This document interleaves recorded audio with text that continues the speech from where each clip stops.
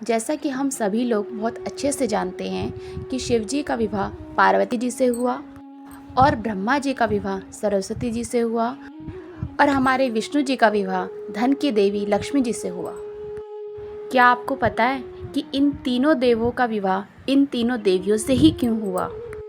आखिर क्यों बनाई गई थी इनकी जोड़ी? क्या है इसके पीछे का विज्ञान?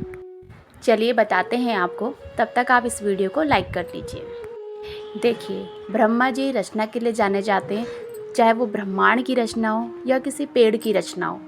ब्रह्मा जी ही रचना करते हैं, चाहे वो कोई पेड़ हो, कोई फल हो, कोई जानवर हो, कोई पक्षी हो, सभी की रचना उन्हीं के द्वारा की जाती है।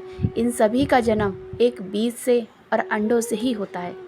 जैसे कि पेड़ उगने से पहले उसके पूर्ण रूप का ज्ञान बीज में होता है, बीज से ही उसकी उत्पत्ति होती है। मनुष्य का ज्ञान होता है उसके डीएनए में, और केवल डीएनए या बीज से रचना नहीं की जा सकती, क्योंकि रचना के लिए ज्ञान का होना भी बहुत ज़रूरी होता है। इसी कारणों से ब्रह्मा जी की जोड़ी माँ सरस्वती जी से बनाई गई, जो कि ज्ञान की देवी थी। इसीलिए इन दोनों का विवाह हुआ था।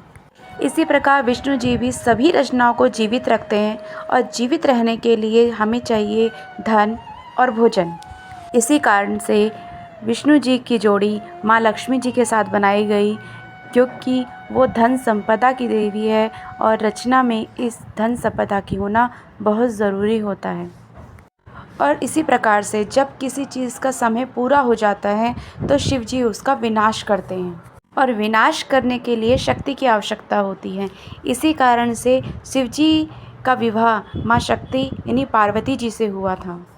अगर आप सभी को ये जानकारी अच्छी लगी हो तो प्लीज़ मेरे चैनल को लाइक, सब्सक्राइब एंड कमेंट करना ना भूलें।